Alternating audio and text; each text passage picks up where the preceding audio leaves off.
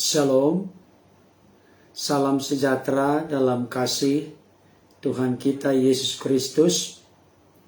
Pada kesempatan ini saya akan menyampaikan renungan firman Tuhan yang dapat memberikan kekuatan dan kesegaran rohani bagi kita, sehingga terus dimampukan oleh Tuhan berjalan dalam kehendak dan kebenarannya.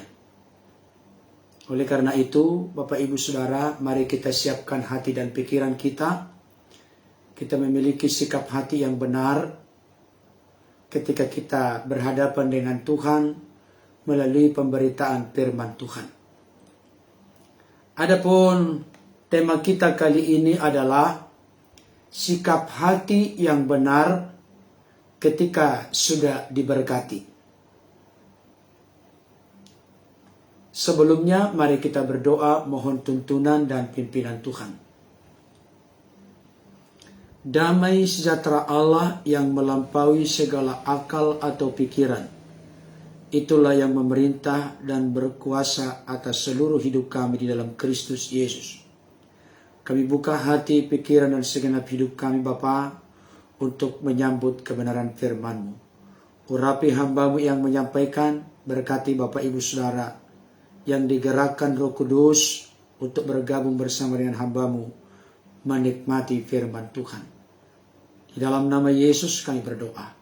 Amin. Baik Bapak Ibu Saudara, kebenaran firman Tuhan kali ini saya bacakan untuk kita dari Lukas pasal 5 ayat yang ke-7 sampai 11. Lukas pasal 5 ayat 7 sampai 11. Demikian bunyi firman Tuhan. Lalu mereka memberi isyarat kepada teman-temannya di perahu yang lain, supaya mereka datang membantunya. Dan mereka itu datang, lalu mereka bersama-sama mengisi kedua perahu itu dengan ikan hingga hampir tenggelam. Ketika Simon Petrus melihat hal itu, ia pun tersungkur di depan Yesus dan berkata, Tuhan, pergilah daripadaku, karena aku ini seorang berdosa. Sebab ia dan semua orang yang bersama-sama dengan dia takjub oleh karena banyaknya ikan yang mereka tangkap. Demikian juga Yakobus dan Yohanes, anak-anak Zebedeus, yang menjadi teman Simon. Kata Yesus kepada Simon, jangan takut, mulai dari sekarang engkau akan menjala manusia. Dan sesudah mereka menghela perahu-perahunya ke darat, mereka pun meninggalkan segala sesuatu, lalu mengikut Yesus. Sejauh itu pembacaan firman Tuhan. Yang berbahagia adalah setiap kita yang mendengar firman Tuhan dan yang setia memelihara dalam hidup kita hari lepas hari. Bapak Ibu Saudaraku yang dikasihi oleh Tuhan,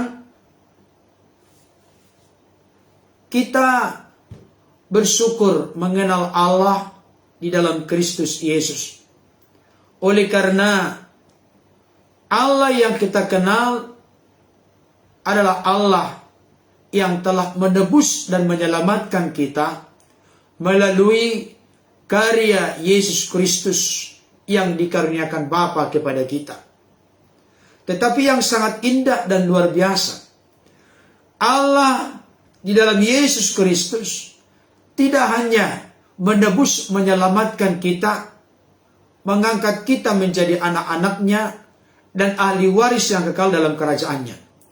Tetapi Allah yang kita kenal, Allah yang kita puji, Allah yang kita sembah adalah Allah yang benar-benar bertanggung jawab dalam seluruh hidup kita selama di tengah-tengah dunia ini.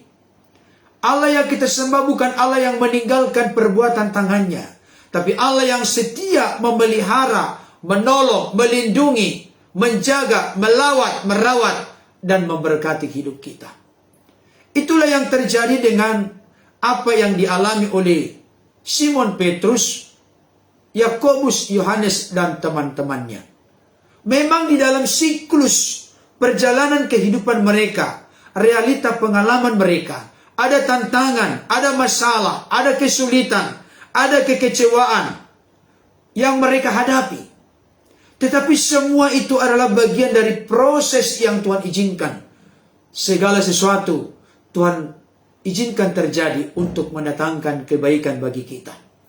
Ini menjadi keyakinan kita, ini menjadi pegangan kita yang meneguhkan, meneduhkan, menguatkan dan menyemangati kita dalam menjalani kehidupan. Tuhan tidak pernah punya rancangan yang jahat kepada kita. Tuhan tidak pernah punya niat kecelakaan kepada kita. Tapi Allah turut bekerja dalam segala perkara mendatangkan kebaikan. Bahkan rancangannya bagi kita adalah rancangan damai sejahtera untuk memberikan hari depan yang penuh dengan harapan kepada kita. Saudara yang dikasihi Tuhan, kita melihat beberapa belakangan ini saya menyampaikan kebenaran firman Tuhan dari Lukas pasal 5. Ayat 1 sampai ayat yang ke-11. Dan banyak hal yang sudah kita temukan. Bagaimana dalam hidup ini kita harus mengutamakan kepentingan Tuhan, mengutamakan menyenangkan Tuhan. Setelah itu ternyata tanpa kita duga, lebih dari kita doakan, pikirkan, Tuhan sanggup buka jalan bagi kita. Sama seperti Simon Petrus, ketika Yesus menyuruh dia menolakkan perahunya sedikit jauh dari pantai. Sekalipun tidak ada sangkut pautnya, tidak ada kaitannya dengan jawaban dari kekecewaan, jawaban dari kepenatan, kelelahan yang dialami. Tapi dia taat untuk melakukan apa yang disuruhkan, apa yang diperintahkan Yesus kepadanya. Dan kemudian setelah Yesus selesai berbicara, Yesus pun memberikan perhatian yang spesial, perhatian yang istimewa, perhatian yang khusus kepada Simon Petrus dengan berkata, bertolaklah ke tempat yang dalam, tebarkanlah jalan untuk menangkap ikan.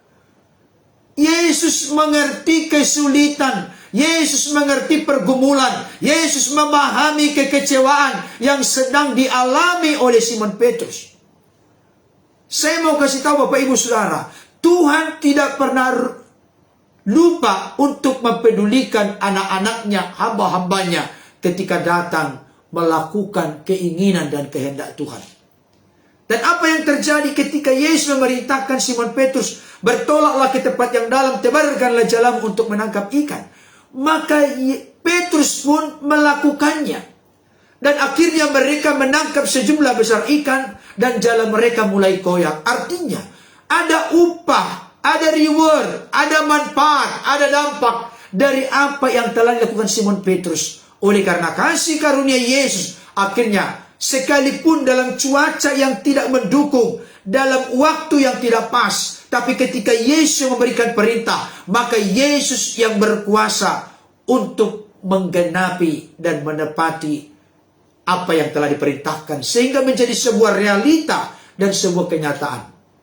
Saudara dikasih Tuhan, kemarin kita telah belajar, ketaatan mendatangkan berkat, ketidaktaatan mendatangkan kutuk. Oleh karena itu mari kita belajar untuk tunduk, patuh, taat, mengabdi kepada Tuhan. Ketika kita menyaksikan, mendengarkan firman Tuhan seperti ini, jangan kita fokus membangun argumentasi dan alasan. Aku mau memberontak kepada Tuhan, aku mau melawan firman Tuhan, aku mau menjauh dari Tuhan. Jangan Bapak Ibu Saudara. Mari kita tidak mengeraskan hati. Mari dengan hati yang terbuka, dengan kerendahan hati, kita meresponi, kita menanggapi kebenaran firman Tuhan. Karena kita tahu tidak pernah Tuhan buat rugi orang-orang yang datang meresponi, menanggapi secara positif, secara baik, benar bertanggung jawab akan kebenaran firman Tuhan. Bapak Ibu Saudara, akhirnya Simon Petrus dan kawan-kawan diberkati oleh Tuhan sedemikian rupa.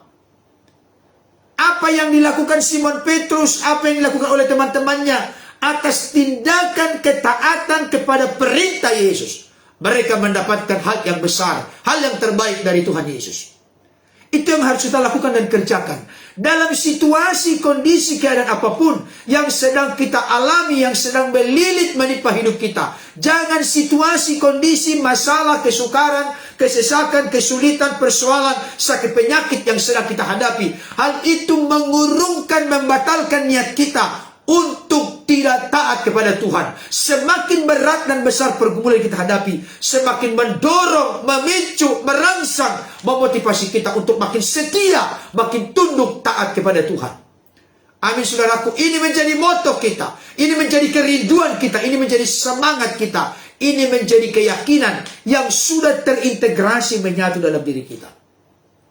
Ada banyak orang di dunia ini termasuk orang-orang Kristen. Semakin dia melihat ada persoalan, ada pergumulan, ada benang kusut, masalah yang begitu kompleks seperti lingkaran setan dalam hidupnya, justru membuatnya semakin jauh dari Tuhan.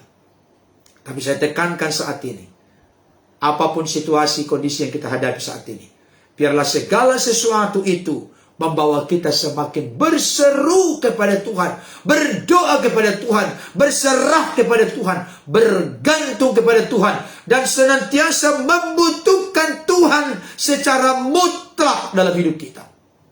Amin Bapak Ibu Saudara. Nah, sekarang kita akan melihat apa sikap hati yang benar dari Simon Petrus, Yakobus, Yohanes, dan kawan-kawannya yang lain ketika mereka sudah mendapatkan tangkapan yang besar, ketika mereka sudah melihat, menikmati secara konkret, secara nyata akan mujizat yang dikerjakan oleh Yesus lewat ketundukan ketaatan mereka kepada perintah Yesus. Ini penting Bapak Ibu Saudara. Ada banyak orang gigih, getol, antusias, semangat berdoa, semangat berserah, semangat taat ketika mereka belum mendapatkan sesuatu dari Tuhan. Tapi ketika seseorang sudah mulai diangkat oleh Tuhan, terjadi mujizat, terbuka jalan, ada pertolongan, maka mulai orang itu terganggu, terkontaminasi, tercemar sikap hatinya. Mulai ukuran takaran kualitas hatinya mulai menyimpang dari Tuhan kepada berkat.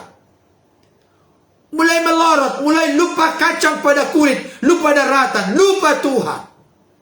Saudara dikasihi Tuhan, saya mau mengatakan kepada kita, kalau kita diangkat oleh Tuhan, makin ditinggikan oleh Tuhan, makin diberkati oleh Tuhan, makin dibela, makin ditolong oleh Tuhan. Janganlah berkat-berkat yang ada itu membuat kita justru bergeser hati kita dari Tuhan. Tetapi biarlah kita memiliki sikap hati yang benar. Semakin Tuhan bukakan jalan, makin Tuhan nyatakan pertolongannya, semakin membuat kita rendah hati, semakin membuat kita melakukan, mengerjakan, menaati apa yang berkenan kepada Tuhan dan apa yang menjadi berkat bagi sesama. Saudara yang dikasihi oleh Tuhan, saya mau sampaikan kepada kita, saya temukan di dalam ayat-ayat ini dari Lukas 5 ayat 7 sampai 11, minimal ada 3 sikap hati yang benar ketika kita sudah ditolong oleh Tuhan, dibela oleh Tuhan, dibuka jalan oleh Tuhan, dinyatakan mujizat dan perbuatan besar oleh Tuhan, ketika kita sudah diberkati Tuhan. 3 sikap ini tidak boleh meninggalkan kita, tidak boleh kita lupakan. Harus menjadi warna yang terus-menerus terjadi dalam hidup kita. Yang pertama, ayat 7. Lalu mereka memberi isyarat kepada teman-temannya di perahu yang lain, supaya mereka datang membantunya. Dan mereka itu datang, lalu mereka bersama-sama mengisi kedua perahu itu dengan ikan hingga hampir tenggelam. Saudara dikasihi Tuhan, ketika Simon Petrus bersama dengan kawan-kawannya, teman-temannya, melakukan firman Tuhan, menaati firman Tuhan, bertolaklah ke tempat yang dalam, tebarkanlah jalan untuk menangkap ikan. Mereka pun setia, taat melakukannya. Setelah mereka melakukannya, mereka pun menangkap sejumlah besar ikan, hingga jala mereka mulai koyak. Bayangkan, jala sampai mulai koyak, berarti tangkapan yang begitu banyak, tangkapan yang begitu luar biasa. Saudara dikasihi Tuhan, saking banyaknya tangkapan mereka, saking besarnya berkat yang mereka terima, berkat mujizat yang mereka dapatkan, mereka memberikan isyarat kepada perahu yang lain, supaya mereka datang membantunya mengambil tangkapan yang besar, tangkapan yang banyak. Ini Bapak Ibu Saudara, Dan bukan hanya itu, dikatakan begini, mereka pun mengisi kedua perahu itu hingga hampir tenggelam. Bayangkan, dua perahu hampir tenggelam. Berarti kalau satu perahu dipaksa terus diisi, maka perahu itu pasti tenggelam. Apa argumentasi atau alasan saya berkata demikian? Sangat logis, sangat masuk akal. Kalau dua perahu hampir tenggelam, maka satu perahu diisi dengan tangkapan ikan yang banyak itu pasti tenggelam. Ada filosofi kehidupan yang dinyatakan oleh Tuhan Yesus, yang dinyatakan oleh perbuatan Simon Petrus dalam konteks ini, melalui kebenaran firman Tuhan ini. Filosofi apa? Ketika kita sudah diberkati Bapak Ibu Saudara, jangan kita egois, jangan kita mementingkan diri sendiri. Rasul Paulus berkata kepada anak rohaninya di dalam 2 Timotius 3 ayat 1. Keadaan manusia pada akhir zaman, ketahuilah akan datang masa-masa yang sangat sukar. Salah satu ciri masa yang sangat sukar adalah manusia akan mementingkan dirinya sendiri dan menjadi hamba atau budak uang. Saya mau kasih tahu, ada ungkapan dunia yang sangat terkenal. Yang abadi itu adalah kepentingan. Bayangkan, saudara dikasih Tuhan, kalau ada di sana kepentinganku, aku akan ikut berkontribusi. Keegoisan, kepentingan diri sendiri. Saya mau kasih tahu Bapak Ibu Saudara, dengarkan baik ini, kalimat ini. Kita seringkali kalau mendapatkan sesuatu dari orang lain, kita mengucapkan terima kasih. Itu filosofi yang sangat luar biasa. Kita terima kasih, terima kasih, terima kasih. Dua kata penting, kata terima dengan kasih. Ini harus mewarnai hidup kita. Gak pernah saya mendengarkan seseorang mendapatkan sesuatu dari orang lain. Contoh, saya mendapatkan sesuatu dari Bapak Ibu Saudara. Tidak mungkin saya sebutkan terima. Gak ada kalimat begitu, janggal sekali. Aneh sekali. Terima. Bapak Ibu Saudara memberikan sesuatu kepada saya. Pak Pendeta, saya ngomong kepada Bapak Ibu Saudara. Pendeta Berton ngomong kepada Bapak Ibu Saudara. Terima. Gak ada terima. Terima.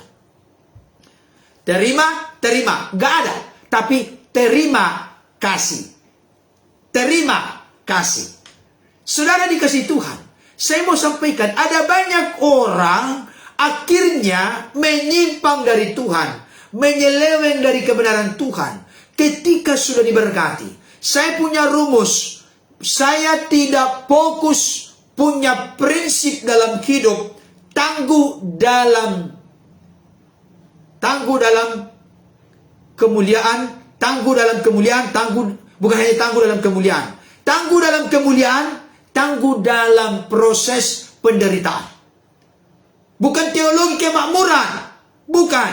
Orang percaya wajib makmur. Makmur dalam pengertian batasan ukuran sukses dunia. Bukan. Tapi kita harus memiliki prinsip. Kita tangguh dalam penderitaan. Kalau itu Tuhan izinkan terjadi sebagai bentuk proses dan perjuangan bagi kita. Tapi juga harus tangguh dalam kemuliaan. Apa pengertian tangguh dalam kemuliaan? Tangguh dalam kesuksesan, tangguh dalam keberhasilan, tangguh dalam keberkatan. Tangguh dalam kemuliaan artinya tetap memiliki sikap hati yang benar di hadapan Tuhan sekalipun Tuhan sudah memberkati. Tidak bergeser hatinya sedikit pun. Dalam konteks ini, bayangkan Simon Petrus dan kawan-kawan berbagi kepada perahu yang lain. Dua perahu diisi penuh, hampir tenggelam. Apalagi satu perahu pasti tenggelam. Ada banyak orang menjadi terhilang dari kehendak Tuhan, dari jalan Tuhan, oleh karena diberkati. Karena dia berubah menjadi egois, mementingkan diri sendiri. Dia berubah menjadi sombong, arogan, angkuh, tinggi hati, congkak. Tetapi saya percaya bagi kita yang bergabung saat ini, bagi siapapun yang menyaksikan, mendengarkan firman ini, biarlah kita menjadi pribadi yang berkenan di hadapan Tuhan. Ketika Tuhan sudah mulai mengangkat kita, ketika Tuhan sudah mulai memberkati kita, biarlah tetap kita memiliki sikap hati seperti panggilan Abraham. Abraham itu Bapak Ibu Saudara dipanggil untuk diberkati dan menjadi berkat. Ada banyak orang Kristen stop, aku dipanggil untuk diberkati. Titik. Itu bukan panggilan Bapak orang beriman. Itu bukan panggilan dari Bapak Abraham. Abraham dipanggil oleh Tuhan dengan janji akan diberkati dan memang diberkati. Dan hidupnya menjadi berkat bagi banyak bangsa. Itu menjadi prinsip kita Bapak Ibu Saudara. Jangan kita hanya diberkati, diberkati, diberkati. Saya kasih tahu, orang yang hanya punya moto hidup berbahagia menerima daripada memberi, tidak sesuai dengan firman. Firman Tuhan berkata, adalah lebih berbahagia memberi daripada menerima. Coba kita jujur Bapak Ibu Saudara saat ini, bagaimana sikap hati kita selama ini? Mana warna doa kita selama ini? Coba jujur kita. Kejujuran adalah awal dari perubahan. Awal dari transformasi. Awal dari pemulihan dalam hidup kita. Coba doa-doa kita selama ini warnanya apa? Apa warna doa kita? Ada orang yang punya jenis doa. Tuhan berkatilah aku, berkatilah suamiku, berkatilah istriku, berkatilah anak-anakku, berkatilah keluargaku, berkatilah usaha pekerjaanku. Salah nggak? Nggak salah. Itu bagus. Itu bagus. Kita berdoa untuk setiap aspek kehidupan kita diberkati oleh Tuhan. Jagalah aku, lindungilah aku, gembalakanlah aku, keluargaku, suamiku, istriku, anak-anakku. Bagus. Tidak ada yang salah. Tapi saya mau tanya dengan jujur saat ini. Adakah di antara Bapak Ibu Saudara yang pernah berdoa begini? Tuhan, aku memiliki berkat sedikit ini. Dan saya rindu untuk membagikannya kepada orang-orang yang sangat membutuhkan. Tuntun dan pimpinlah aku, berikanlah hikmat dan pengertian, supaya aku tidak salah melangkah untuk membagikan berkat yang sedikit ini. Supaya benar-benar tertuju, terarah kepada orang yang sangat membutuhkan. Siapa yang pernah punya doa demikian? Saya kasih tahu, banggalah engkau. Bersyukurlah Bapak Ibu Saudara, kalau sudah punya kualitas yang sangat tinggi. Doa seperti itu, doa yang benar-benar luar biasa di mata Tuhan. Karena apa? Karena kita belajar bukan hanya sentralnya kepada diri kita. Bukan hanya supaya kita yang dipedulikan Tuhan, diberkati Tuhan berlimpah. Tapi kita rindu melalui apa yang Tuhan percayakan kepada kita. Kita dipakai oleh Tuhan untuk menjadi berkat bagi sesama kita.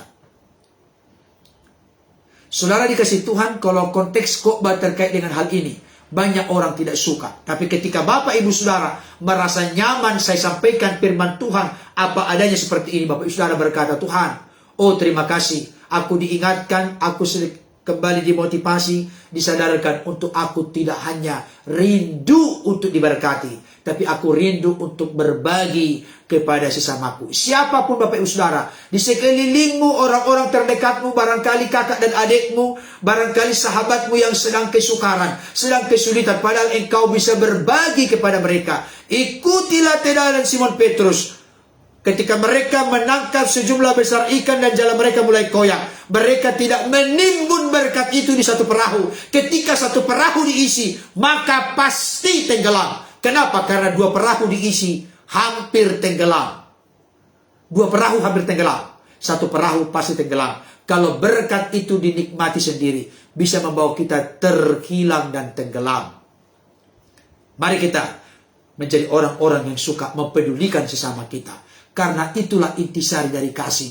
Bapa di sorga berkenan mengaruniakan anaknya yang tunggal miliknya yang terbaik, monogenes theos, dianugerahkan kepada dunia demi kasihnya.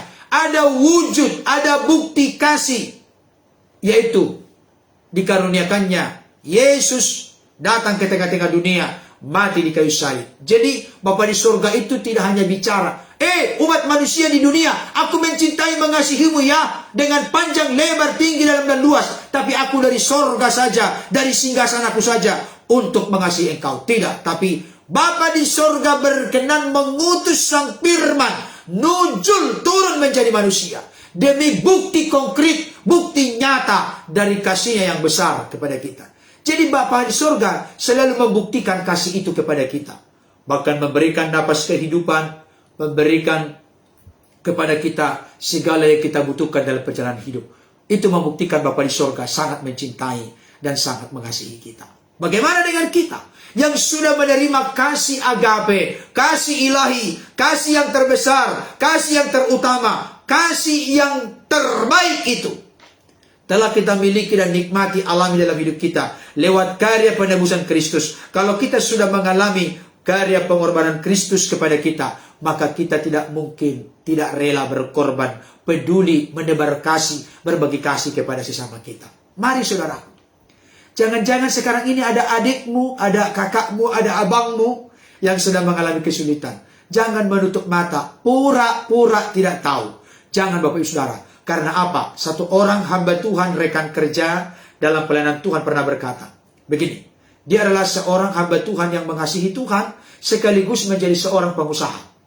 Memang dia bukan pendeta, tapi dia suka terlibat dalam pelayanan. Beliau membuat sebuah pernyataan yang sangat bagus dan mengingatkan saya, menyentuh di hati saya. Beliau berkata begini, seberapapun berkat yang diperoleh oleh tuan dan nyonya rumah, itu merupakan bagian dari berkat asisten rumah tangga atau pembantu dalam keluarga. Bayangkan, luar biasa sekali.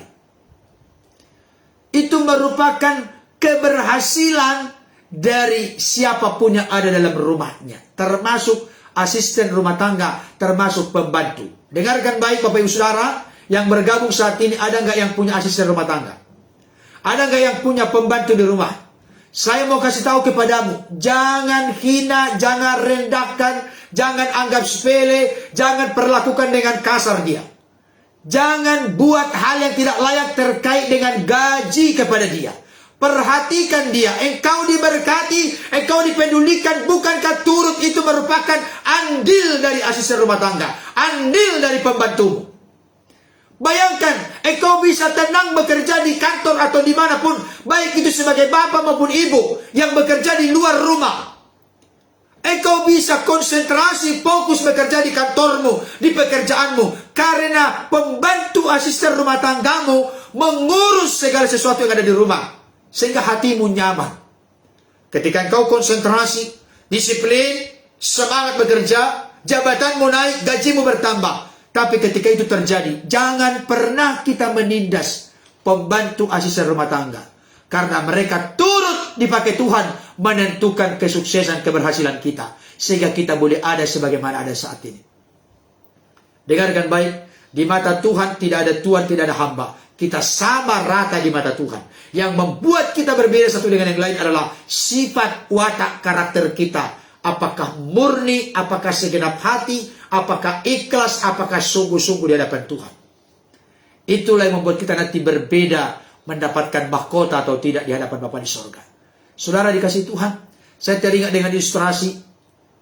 Ilustrasinya adalah, apakah kita seperti laut mati atau seperti danau Galilea? Ini filosofinya praktis, alami, sederhana. Laut mati artinya, kita tahu bersama laut mati adalah salah satu laut yang memiliki kadar garam tertinggi di dunia. Saking asinnya, saking luar biasanya kadar garam di sana, maka tidak ada ikan-ikan yang mampu bertahan hidup di sana karena tingkat keasinannya yang sangat tinggi. Tidak ada kehidupan di sana. Bapak Ibu Saudara, dari Indonesia mau berenang nanti di laut mati nggak perlu bawa pelampung. Kenapa? Karena otomatis mengapung. Saking kadar garamnya yang sangat tinggi. Tetapi saya kasih tahu, laut mati gambaran dari kehidupan. Laut mati itu menerima asupan air, baik dari hujan maupun dari yang lain. Tetapi laut mati tidak pernah memberikan kehidupan kepada makhluk lain. Ini gambaran kehidupan orang Kristen yang sangat egois. Menerima dari yang lain, tapi tidak pernah memberi dampak kepada sesama. Saudara dikasihi Tuhan, saya mau sampaikan saat ini, mari kita sadar, kita berubah. Biarlah kita seperti danau Galilea. Danau Galilea menerima asupan dari hujan.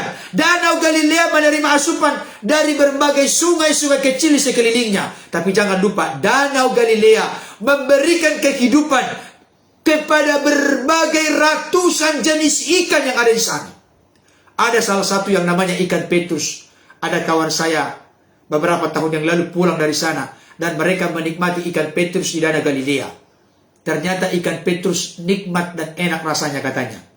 Saudara dikasih Tuhan, Danau Galilea memberikan kehidupan ke berbagai jenis, ratusan jenis ikan yang ada di dalamnya.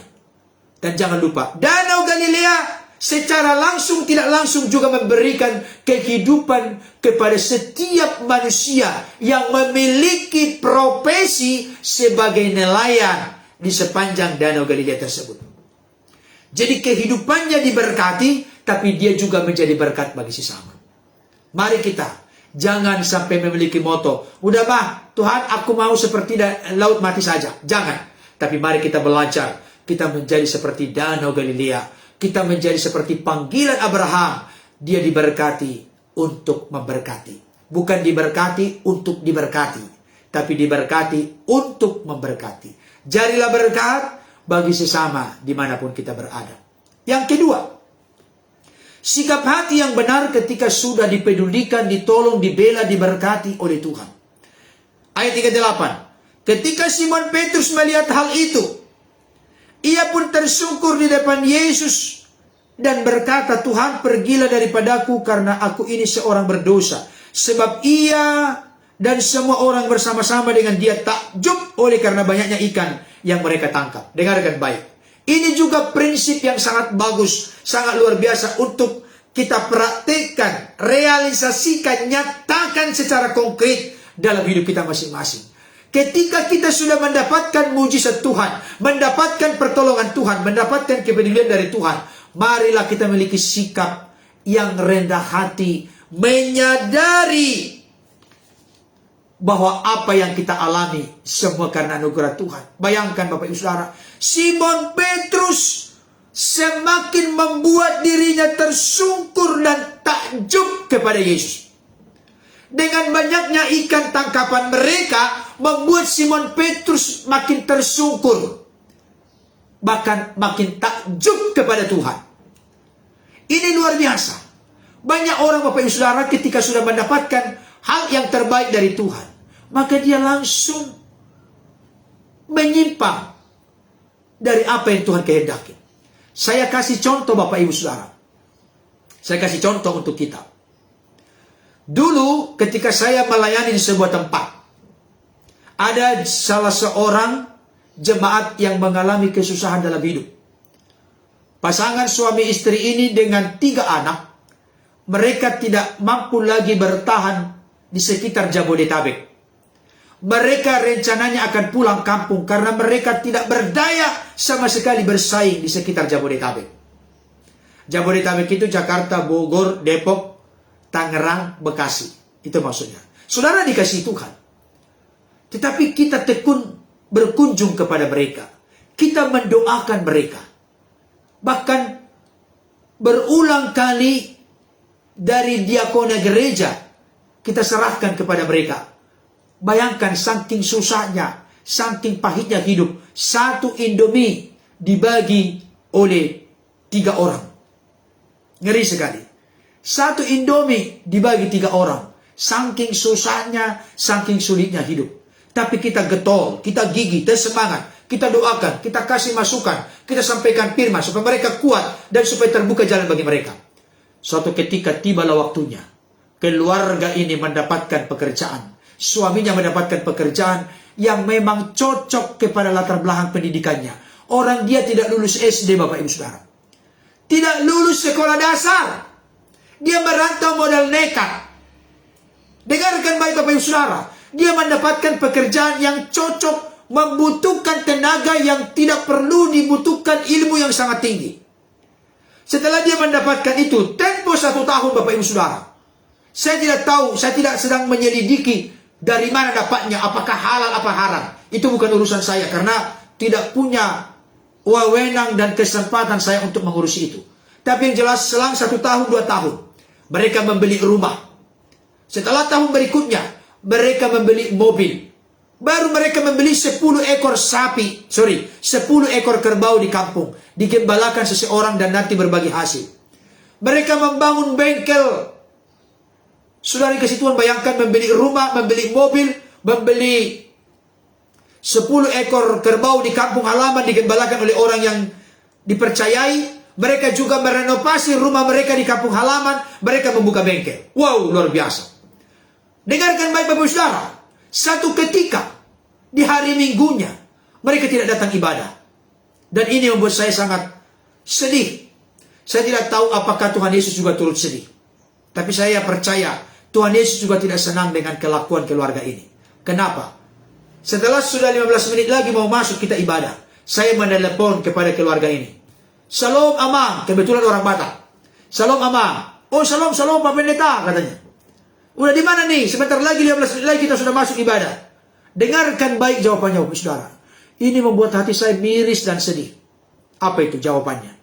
Mohon maaf Pak Pendeta, kami baru membeli satu mobil. Saya ngomong aja lah mereknya, Avanza Veloz. Kami baru membeli mobil, jadi kami mau runningkan. Saat ini kami mau ke Puncak. Di Jakarta itu ada disebut namanya wilayah Puncak. Tempat orang untuk berlibur. Kami mau ke Puncak membawa mobil ini. Kami mau menikmati dulu mobil ini. Bayangkan Bapak Ibu Saudara, setelah sudah diberkati, mereka bukan tersungkur kepada Tuhan. Mereka bukan takjub kepada Tuhan. Mereka bukan justru merasa tidak layak menerima berkat itu.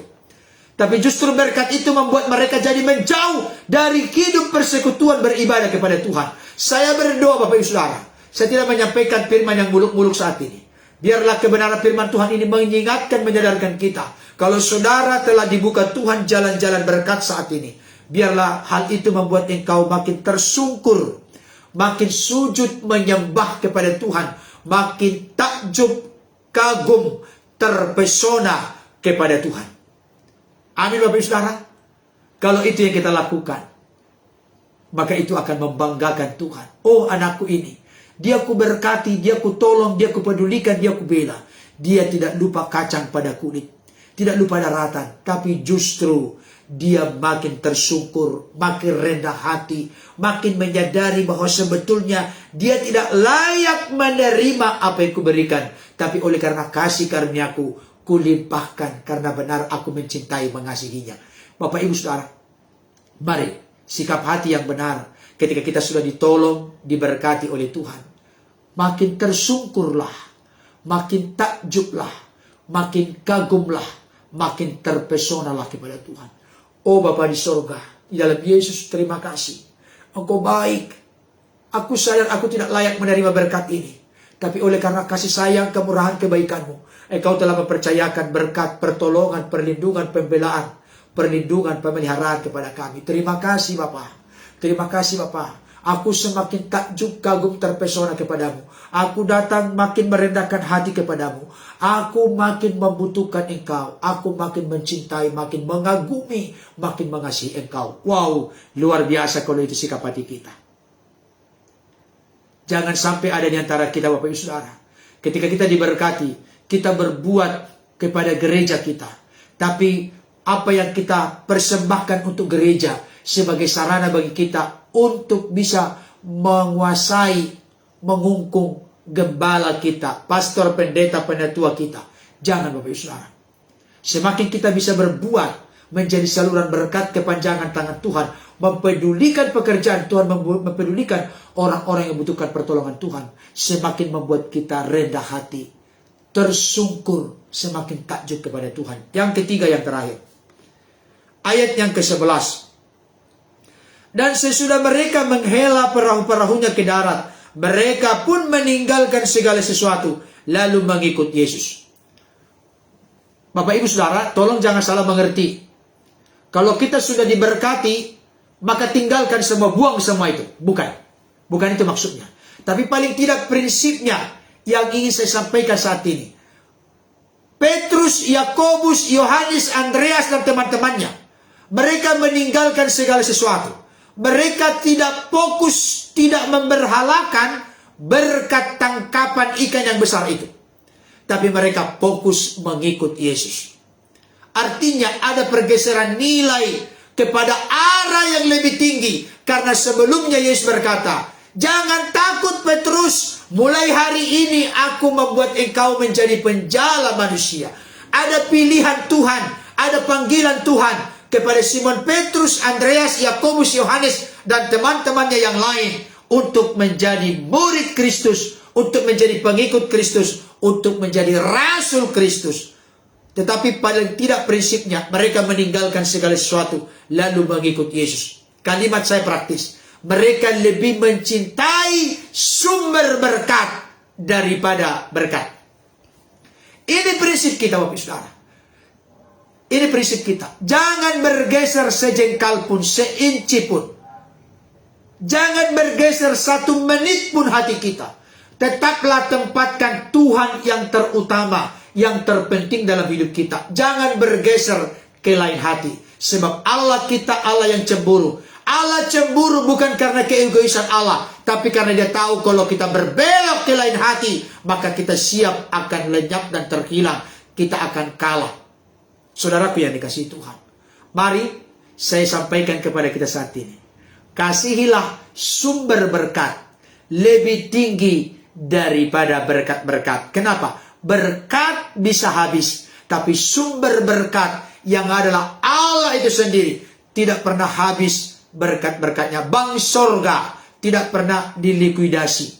Dulu tahun 98 kalau tidak salah, banyak bank yang dilikuidasi di Indonesia. Tetapi saya kasih tahu, bank sorga tidak pernah dilikuidasi karena kebaikan Tuhan begitu berlimpah, tidak pernah kekurangan, tidak pernah menjadi sulit dan sukar, karena dialah sumber dari berkat itu sendiri. Oleh karena itu dalam konteks ini Bapak Ibu Saudara, saya suka mengutip lagu dari grup band kuburan. Tahu kan grup band kuburan? Sekarang mereka kelihatannya kurang banyak kontennya. Grup band kuburan yang dibuat wajahnya itu aneh-aneh. Ada lagunya yang sangat berkesan di hati saya. Lupa, lupa, lupa, lupa. Lupa lagi syairnya. Ingat, cuma ingat-ingat, cuma ingat kuncinya. D, A minor, G minor, ke D. Ke C lagi, A minor, D minor, ke G. Ingat lagunya? Saya buat konteks kita untuk menyentak, mengingatkan, menyadarkan kita. Saya buat lagunya begini. Lupa, lupa, lupa, lupa, lupa lagi Tuhannya. Ingat, cuma ingat-ingat, cuma ingat berkatnya. Wow, jangan buat lagumu begitu. Jangan buat sikap hati kita begitu. Jangan lupa kepada sumber berkat. Karena berkat bisa habis, tapi sumber berkat akan tetap menaungi, melingkupi, menolong, memelihara, membukakan jalan, memberkati kita. Jadi, ada 3 sikap hati sebagai kesimpulan. Yang pertama, mari jangan lupa berbagi kepada sesama. Jangan lupa berbagi kepada sesama. Yang kedua, semakin kita diberkati, membuat kita semakin jatuh tersungkur dan takjub kepada Tuhan. Yang ketiga, kasihilah sumber berkat lebih tinggi dari berkat. Kenapa? Karena berkat bisa habis melayang, tapi sumber berkat tidak ada habis-habisnya. Seperti mata air yang terus mengalir. Terus mengalir, berbual-bual, dikalimatkan oleh seseorang. Sampai selama kita hidup, sampai kita pulang kepada Bapa. Kiranya ulasan ini, kebenaran firman Tuhan ini menjadi berkat bagi kita. Tuhan Yesus memberkati. Amin. Kita berdoa. Bapa di surga, terima kasih untuk firman-Mu yang telah hamba sampaikan kepada Bapak Ibu Saudara dimanapun berada saat ini. Biarlah kebenaran firman-Mu yang telah hamba sampaikan boleh meneguhkan, menguatkan, sekaligus mengoreksi dan mengingatkan kami semua. Seberapapun berkat yang telah Tuhan berikan kepada kami, apakah masih permulaan, apakah sudah diberkati, apakah sudah berlimpah, kami berdoa dan memohon kepadamu. Ingatkan kami Tuhan, supaya kami memiliki sikap hati yang benar ketika kami sudah diberkati. Dan memang kami sudah mengalami, menikmati berkat yang spesial, berkat yang terbaik, berkat yang termahal, berkat yang teristimewa, yaitu anugerah keselamatan yang pasti, bukan mudah-mudahan, yang kami peroleh selama kami hidup ini, bahkan ketika kami kembali kepada Bapa di sorga. Oleh karena Yesus telah menggaransi, menjamin kepastian keselamatan itu bagi kami, kepastian sorga itu bagi kami, kepastian hidup yang kekal bagi kami. Itulah harta, itulah berkat yang terutama, yang teristimewa, yang terbaik, yang terbesar dalam hidup kami. Oleh karena itu, tidak ada alasan bagi kami untuk tidak peduli kepada sesama kami. Tidak ada alasan bagi kami untuk tidak tersungkur, sujud menyembah dan takjub kepadamu. Tidak ada alasan bagi kami untuk melupakan sumber berkat, karena yang terbaik sudah Engkau berikan kepada kami. Apalagi Tuhan setia menolong, mempedulikan, memberkati kehidupan kami. Sampai pada saat ini kami boleh ada sebagaimana ada, semua karena anugerah kebaikan Tuhan. Ya Bapa, biarlah kami semua menjadi pribadi yang senantiasa makin giat, makin berhasil, makin gigih, makin dahsyat, makin luar biasa mencintai, mengasihi Engkau, menyenangkan hatimu. Ketika kami sudah diangkat, ketika kami sudah dipromosikan, ketika kami sudah makin diberkati, membuat kami semakin sungguh-sungguh membutuhkan Tuhan, bergantung kepada Tuhan. Karena apa yang kami raih, apa yang sudah kami nikmati, apa yang sudah dipercayakan kepada kami semua saat ini, semua karena anugerah, kebaikan, rahmat Tuhan. Terima kasih Tuhan, kami serahkan hidup kami sepanjang hari ini. Apapun yang kami lakukan, kemanapun kami melangkah, dimanapun kami berada, perlindungan, pertolongan, penggembalaan, pemeliharaan Tuhan mutlak kami butuhkan, nyatalah dalam hidup kami. Terima kasih Bapa, apapun usaha pekerjaan yang kami lakukan, yang berkenan di hatimu, buat kami berhasil, buat kami makin maju dan berkembang. Ajar kami setia dalam perkara-perkara kecil, maka Tuhan pasti percayakan perkara besar. Terpujilah Tuhan, kami sambut hari ini dengan penuh syukur sukacita. Kami percaya Engkau sudah sediakan apa yang kami perlukan hari ini. Namamu dimuliakan, hidup kami menjadi kesaksian, menjadi berkat bagi sesama. Terpujilah Bapa yang sungguh baik, di dalam nama Tuhan Yesus kami berdoa. Amin. Amin. Puji Tuhan. Oke Bapak Ibu Saudara, terima kasih telah berkenan bergabung. Sekian dulu pertemuan kita kali ini. Sampai bertemu di kesempatan berikutnya. Tuhan Yesus memberkati. Salam untuk keluarga.